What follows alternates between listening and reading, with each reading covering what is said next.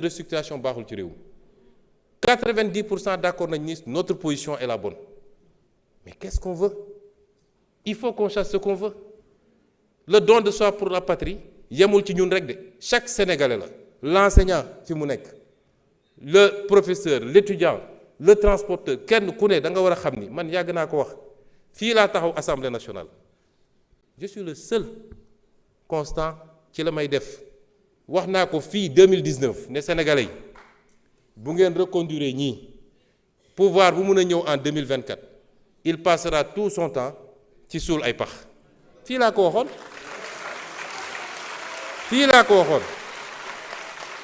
tey ñu toll ci suul pax nag foofu la ñu toll ñun ñëpp ku nekk na jël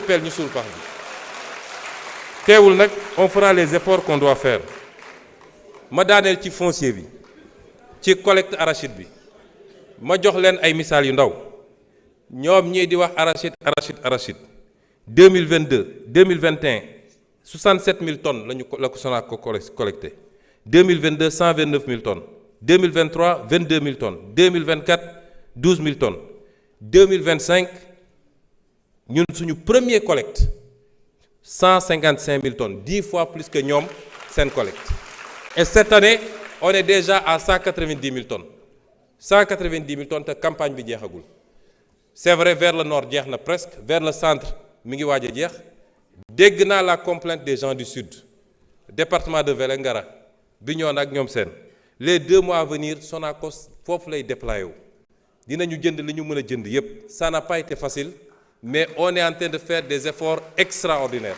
lu bokkul ak jiw bi lu bokkul ak engrais bi lu bokkul ak yeneen yi ñu def yépp ñu ngi def des efforts extraordinaires tey relancé nañu toutes les lignes de production ñun bi ñuy egsi seen usines yépp a taxawoon depuis 2 ans la première année le DG de la Sonacos a relancé toutes les usines te ci année bii dinañu renouveler les lignes de production à 9 pour Kaolack ak pour Ziguinchor et dinañu relancer la production à Diourbel. Merci. kon ñun il reste 2 minutes. nañ ko dugaloon cette fois-ci.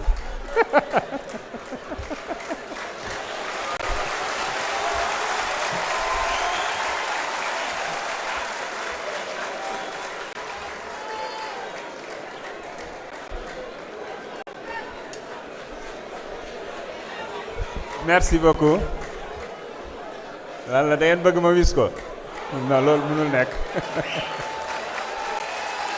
Honorable Aïssata Tall Sall, vous avez la parole.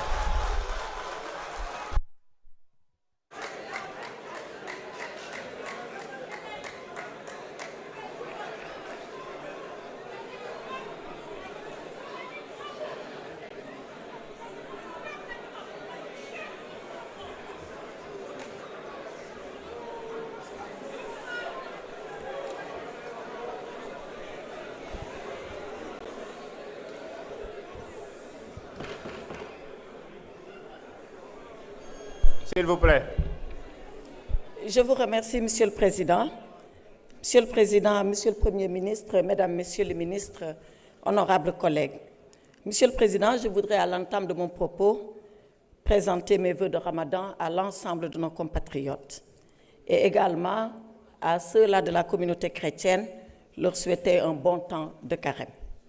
Monsieur le Premier ministre, la situation sociale de notre pays porte 2 grandes tensions.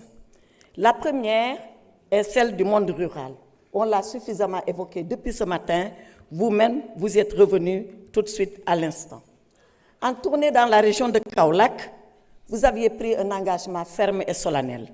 Vous aviez alors dit à la communauté paysanne que vous allez faire racheter 450 000 tonnes par la Sonacos. Or, au 30 janvier, votre gouvernement, et nous en avons les écrits, annonce que seules 126 000 tonnes ont été collectées jusqu'à cette date, c'est-à-dire déjà en deçà des 250 000 tonnes habilitées par la Sonacos et bien en deçà du chiffre que vous venez d'annoncer tout à l'heure. Il reste alors dans les bras de nos paysans 324 000 tonnes alors que l'hivernage va arriver dans 4 mois. Que vont-ils faire avec les 324 000 tonnes? J'ai entendu Monsieur le ministre du Commerce. Il y a encore beaucoup d'efforts à faire pour nous convaincre. Pour ce qui est des universités, deuxième lieu de tension, Le problème est parti du paiement des bourses des étudiants, comme d'ailleurs il en est ainsi pour les bourses de sécurité familiale, dont le paiement est attendu à ce jour par les bénéficiaires, et j'y reviendrai. À l'université, la tension a culminé avec l'intervention des forces de l'ordre et la mort atroce du jeune Abdoulaye Ba, à la famille duquel nous présentons les condoléances, suite à une violence inouïe, portée y compris jusque dans les chambres des universités. Vous l'avez dit, Monsieur le Premier ministre, vous étiez parti en prévention. Mais finalement, il faut le reconnaître, le remède a été pire que le mal. Si c'était pour empêcher que le restaurant et la bibliothèque ne brûlent, finalement, on s'en est sorti avec un mort. Au-delà de la polémique, née du paiement des bourses. Et j'ai écouté Monsieur le ministre de l'Enseignement supérieur. Est-ce que ce sont des rappels? Est-ce que ce sont des bourses? Est-ce que c'est dû? Est-ce que ce n'est pas dû? Renouer le dialogue avec la communauté estudiantine. Et faites que les étudiants reprennent les cours, parce que c'est ça que nous attendons. Il faut que les étudiants reprennent les cours et nous vous engageons à le faire. Alors, ici, pour ce qui concerne le monde rural, comme pour les étudiants, comme pour le paiement des bourses de sécurité familiale, quelles sont les mesures que vous pouvez annoncer à vos compatriotes et des mesures concrètes pour régler ces problèmes? Ma jëlaat ko ci olof suñu mbokk béykat yi ñoo ngi doon ak seen gerte di xaar ku ne yaa ngi seet nooy tojee sa bopp kaña. Premier ministre dañ leen war a dimbale pour seen gerte bi bañ a des seen loxo ndax taw yaa ngi ñëw te war nañu jaay gerte boobu. Xale yi nañ jàngiwaat loolay wax ji du xuloo du nañu fay duñu fay ñii nangam na xale yi jàngiwaat parce que loolu la ñu xaal ci développement réew. Léegi nag par rapport aux bourses de sécurité familiale loolu dañ ko fi defoon pour ñi gën a néew doole ci néew ji doole yi am as tuut lu ñu mën a yor. Boobu ñaari at ba léegi bi ngeen fi toogee fayu leen ci benn dërëm.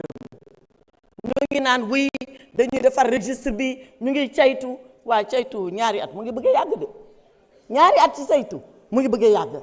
Donc mbir moomu régler leen ko ngeen fay nit ñi lu ñu moom parce que seen alal la parce que dañ leen ko dig te loo diggee nag da nga ko war a def. Defe naa loolu yéen a ngi wax mois de mars a ngi ñëw jublu leen ci loolu nit ñi jot seen xaalis ndax dañ koo soxla. Asalaamaaleykum wa rahmatullahi taala wa barakatuh. Merci beaucoup. Non,